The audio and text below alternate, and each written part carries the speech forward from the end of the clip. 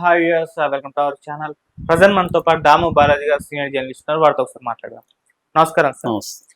Sir, ఇండియాలో LPG gas సంక్షోభం చూస్తున్న నేపథ్యంలో ఇప్పుడు ఒక గుడ్ న్యూస్ అని చెప్పుకోవాలి. ఇరాన్ నుంచి ఒక ఎల్పిజి షిప్ అయితే భారత్కి అయితే రావడం జరిగింది. ఇంకో 27 రావడానికి సిద్ధంగా ఉన్నాయని కూడా చెప్తున్నారు. మొదట్లో ఏమో ఇరాన్ మేము అసలు హర్మజ్ జలసంధిని మూసేసే ఉంచుతాం, ఎవరికి కూడా పంపించమని చెప్పేసి ప్రకటించారు. ఇక్కడ భారత్ కూడా యుద్ధంతో సంబంధం లేదన్నట్టుగానే మౌనంగా ఉండడం చూసాం.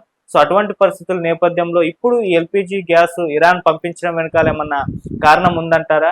మరి మోదీ గారు ఏమన్నా దీనిపైన అంటే విస్తృతంగా చర్చలు జరిపి తీసుకొచ్చారా? సో ఏంటి సార్ దీనికి సంబంధించి ఏం చెప్తారు? నిన్న మొన్న సోషల్ మీడియాలో 2 రకాల పోస్టులు ఎక్కువగా వైరల్ అయినాయి. ఒకటేమో మోడీ అనుకూల పోస్టు.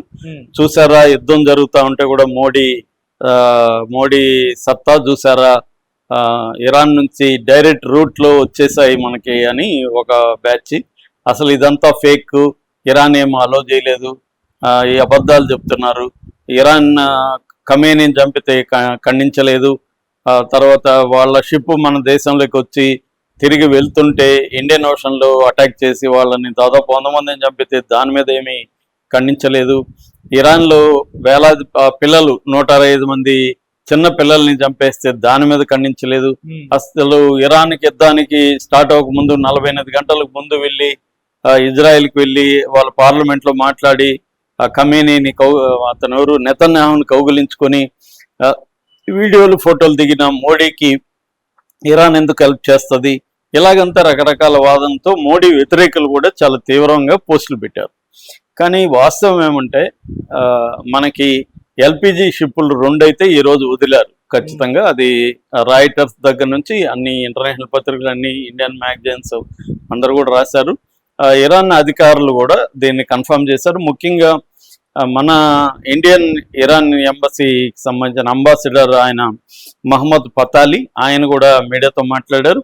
సో ఇది వాస్తవమే. ఈరోజు మన షిప్పులు 2 అంటే ఇవి ట్యాంకర్స్ అంటారు వీటిని, ఎల్పిజివి, శివాలిక్ అనేది నందాదేవి. ఈ 2 శివాలిక్ అయితే మార్నింగ్ వచ్చేసింది, అది నందాదేవి కూడా కొన్ని గంటల్లో వదులుతాను, మేబీ ఈ పాటికి అది కూడా వదిలేసి ఉండొచ్చు. ఈ 2 కూడా ఖతార్ నుంచి బయలుదేరాయి గ్యాస్తో, ఎల్పిజి గ్యాస్తో, లిక్విడ్ పెట్రోలియం గ్యాస్ అంటారు ఎల్పిజి గ్యాస్. యాక్చువల్గా మన దేశంలో ఎల్పిజి క్రైసిస్ ఉంది, ఎందుకంటే మన అవసరాల్లో దాదాపు మనం దిగుమతి చేసుకునే దాంట్లో 90% గల్ఫ్ కంట్రీస్ నుంచే మనకి, మిడిల్ ఈస్ట్ నుంచే మనకు వస్తుంది. అందులో గల్ఫ్ కంట్రీస్ నుంచి మేజర్గా మనకి ఈ హార్ముజ్ జలసంధి నుంచే రావాలి. అది ఆగిపోవడం వల్ల మనం ఇప్పుడు రష్యా నుంచి, అమెరికా నుంచి కూడా కాస్ట్లీ, అమెరికా నుంచి మనకి కొనుక్కుంటా ఉన్నారు మోడీ. ఎందుకంటే ముఖ్యంగా హౌస్ హోల్డ్కి ఇబ్బంది కలగకూడదని మోడీ ప్రభుత్వం నిజానికి చాలా చక్కగానే డీల్ చేసిందని చెప్పొచ్చు. ఎందుకంటే ఇప్పటివరకు 80 దేశాల్లో పెట్రోలు డీజిల్ పెరిగితే ఇండియాలో పెరగలేదు ఇప్పటికీ. అంటే జాగ్రత్తగా బ్యాలెన్స్ చేసుకొని యుద్ధం వల్ల వచ్చిన నష్టాలని ముందు నుంచి కూడా బేరేజ్ వేసుకొని చేస్తూ వచ్చింది మోడీ ప్రభుత్వం. ఈ రకంగా మనకి ఇబ్బంది కలగల. చాలా దేశాల్లో నేను నిన్న కూడా జర్మన్లో ఉండే ఒక అబ్బాయితో మాట్లాడితే అక్కడ కూడా పెట్రోలు డీజిల్ పెరిగాయని చెప్తున్నాడు. అన్ని చోట్ల పెరిగాయి, 85 దేశాల్లో పెరిగాయి. ఇక్కడ ఇండియాలో ఇప్పటివరకు ఏం పెరగలేదు. దానికి కూడా వ్యతిరేకులు రకరకాలుగా చెప్తూ ఉంటారు, అది వేరే విషయం. అట్లాగే ఇప్పుడు ఎల్పిజి క్రైసిస్, ముఖ్యంగా కమర్షియల్ గ్యాస్ అనేది మనకి చాలా ప్రాబ్లం అయిపోయింది ఇండియాలో. దాన్ని కూడా రేషనింగ్ అనేది చేశారు. అసలే అందకుండా ఏమి లేదు కానీ రేషనింగ్ చేశారు, ఎందుకంటే కావాలనే ఓవర్ స్టాక్ చేయడం అవన్నీ వ్యతిరేకిస్తూ ఇప్పుడు మనకి ఆ ఇబ్బంది కూడా లేదు. ఎందుకంటే ఇక్కడ హార్ముజ్ నుంచి అలో చేశారు. మొత్తంగా మన షిప్పులు ఇప్పటి వరకు ఏంటంటే ఇటు ఆయిల్ ట్యాంకర్స్ కానీ, ఎల్ఎన్జి కానీ, లేకపోతే ఎల్పిజి కానీ, 3 రకాలవి తీసుకొని వస్తున్నవి 24 షిప్పులు అక్కడ రెడీగా ఉన్నాయని చెప్తున్నారు. వీటిని 1 by 1 వదిలించుకునేదానికి రెడీగా ఉంది. అయితే ఇప్పుడు చాలా మందికి ఆశ్చర్యం ఏమంటే ఇరాన్, అసలు మోడీ ఇరాన్ పట్ల క్రూయల్ గా ఉన్నాడనేది చాలా మంది అభిప్రాయం. మరి ఇరాన్ ఎందుకు దీనికి ఒప్పుకునింది అనేది ఫస్ట్ ఏమో నమ్మలేదు, ఇప్పుడేమో నమ్మారు. నమ్మి కానీ ఇరాన్ ఎందుకు ఒప్పుకునింది, ఎలా ఒప్పించాడు మోడీ అనేది అందరికీ ఆశ్చర్యం. యాక్చువల్గా ఏంటంటే ఇరాన్ పాయింట్ ఆఫ్ వ్యూలో చూస్తే ఇరాన్ ఆల్మోస్ట్ ఏకాకిగా ఉంది.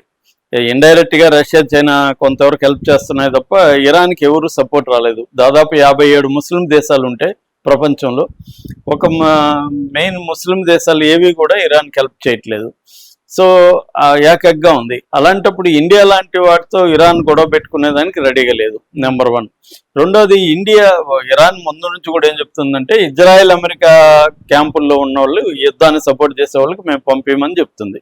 అంటే మెయిన్గా యూరోప్కి, సౌత్ కొరియాకి, ఇజ్రాయెల్కి, అమెరికా వీటికి వెళ్ళే వాటిని మేము ఆపుతామని చెప్తుంది.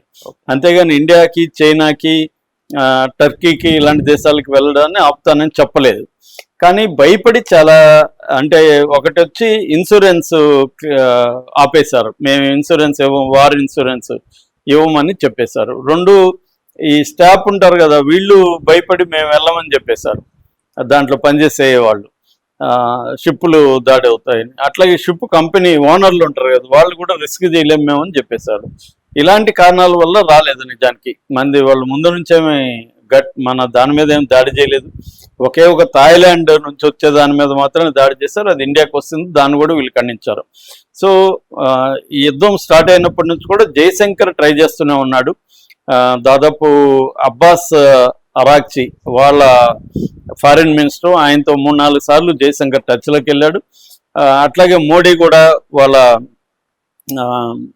ప్రెసిడెంట్ మసూద్ పెజెష్కియాన్ ఆయనతో మాట్లాడాడు మోడీ కూడా. సో ప్రధానంగా ఇండియా కన్సర్న్ ఏంటంటే, ఒకటి ఈ హార్ముజ్ జలసంధి గుండా వస్తున్న ఇండియాకి వస్తున్న గ్యాస్ కావచ్చు, లేకపోతే క్రూడ్ ఆయిల్ కావచ్చు, వీటిని వదిలిపెట్టమని ఒక రిక్వెస్ట్. రెండోది ఏంటంటే, గల్ఫ్లో ఉన్న ఇండియన్స్ వాళ్ళ మీద బాంబులు వేయడం కానీ ఇంకోటి చేయొద్దండి, ఎందుకంటే ఇండియన్స్ దాదాపు గల్ఫ్ దేశాల్లో 1 కోటి మంది పైన ఉన్నారు, వాళ్ళ ప్రాణాలు మాకు ఇంపార్టెంట్ అనేది చెప్పడం. మూడోది, అసలు యుద్ధం పట్ల మీరు కొంత వీలైనంత ముగించండి త్వరగా, మీ వైపు నుంచి సానుకూలంగా ఉండండి, ఇలాంటివేవో డిప్లొమాటిక్ సంబంధించిన ఇవి మోడీ డిస్కస్ చేసినట్టుగా చెప్తున్నారు. సో అదొక కారణం. మూడో కారణం ఏంటంటే, మొన్న ఇరాన్ ఒక షిప్ని అమెరికా దాడి చేసి చంపింది. దానికి కూడా 2 రోజులు లేటుగా స్పందించినా కూడా ఇండియా స్పందించింది, జయశంకర్ స్పందించాడు, దాని మీద ఆరా తీశారు. దాని తర్వాత ఇంకొక షిప్ ఏమో, మొత్తం 3 షిప్పులు ఇరాన్వి, ఒకటేమో కొట్టింది, రెండో షిప్ ఏమో శ్రీలంకలో ఆశ్రయం పొందింది, మూడోదేమో ఇండియాని అడిగింది. ఇండియాని అడిగితే ఇండియా ఆ షిప్ని తీసుకొని కొచ్చిన్లో పెట్టి, కొచ్చిలో అక్కడ నుంచి 183 మంది ఇరాన్ సైనికులకి అక్కడ ఆశ్రయం ఇచ్చింది ఇండియా. సో ఈ చర్య కూడా ఇరాన్కి సాఫ్ట్ కార్నర్ రావడానికి ఇది కూడా కారణం. రెండోది ఏమందంటే, కంప్లీట్గా యుద్ధంలో న్యూట్రల్గా ఉంది. ఇజ్రాయెల్ని సపోర్ట్ చేయట్లేదు, అమెరికాని సపోర్ట్ చేయట్లేదు, ఇండియా న్యూట్రల్గా ఉంది, చైనా కూడా న్యూట్రల్గానే ఉంది. అందువల్ల ఇండియాకి, చైనాకి ఆయిల్ లేకపోతే గ్యాస్ రావడానికి, షిప్పులను అడ్డుకోవడానికి ఇరాన్కి ఏమీ అవసరం లేదు. అందుకని చైనాకు కూడా యుద్ధం స్టార్ట్ అయినప్పటి నుంచి దాదాపు 11 మిలియన్ బ్యారల్స్ వెళ్ళినట్టుగా చెప్తున్నారు. అట్లాగే ఇండియాకి కూడా పంపించడానికి ఇబ్బంది లేదు. సో మొన్నటి వరకు ఏంటంటే, మైన్స్ పెట్టున్నారు, అది ఇదని భయపడి రాలేదు తప్ప, ఇప్పుడు ఇండియాకి అయితే ఈ 2 ఇందాక చెప్పిన శివాలిక్ అండ్ నందాదేవి 2 వచ్చేసాయి. అది కాకుండా లైబీరియా జెండా ఉన్న ఇది దాదాపు 1 మిలియన్ పైన బ్యారల్స్ ఉన్నది క్రూడ్ ఆయిల్ సౌదీ అరేబియా నుంచి కూడా ఒకటి వచ్చింది. సో ఇక మీదట వరుసగా వచ్చే అవకాశం అయితే ఉంది. కానీ ఇరాన్ ఏమి ఓపెన్గా అనౌన్స్ చేయలేదు. అంటే బ్లాంకెట్ పర్మిషన్ అంటారు, అంటే ఇండియా అన్నిటికీ మేము పంపిస్తామని చెప్పలేదు. అంటే ఎప్పటికప్పుడు మాట్లాడుకొని మన వాళ్ళు ఇది మాది వస్తుంది అని చెప్పి చేసుకోవాలి. మన నేవీ సెక్యూరిటీగా కూడా ఉంటుంది. మన నేవీ చేసి మొన్న కూడా ఏంటంటే, ఒకదానికి దాని ఏమంటారు, డార్క్ మోడ్లోకి వెళ్ళిపోయి అది కూడా ఇరాన్తో కన్సల్ట్ అయ్యి, మీరు డార్క్ మోడ్లోకి వెళ్ళండి, వేరే ఇంటర్నేషనల్గా ట్రాకింగ్ ఉండదు అని ఇరాన్ సలహా మేరకే అది కూడా వచ్చింది. ఎందుకంటే ఇరాన్కి తెలియకుండా హార్ముజ్ జలసంధిలో ఒక చిన్న పడవ కూడా వెళ్ళే పరిస్థితి లేదు, నిఘా ఉంది, గస్తీ ఉంది. కాబట్టి ఇరాన్కి తెలియకుండా వెళ్ళే పరిస్థితి లేదు. కాబట్టి ఇరాన్ పర్మిషన్తోనే, ఇరాన్ సలహాతోనే అలాగా డార్క్ మోడ్లోకి వెళ్ళి మన సౌదీ అరేబియా నుంచి మన ముంబై కాండ్లాకి ఒకటి వచ్చింది. సో కాబట్టి ఇప్పుడు ఎల్పిజి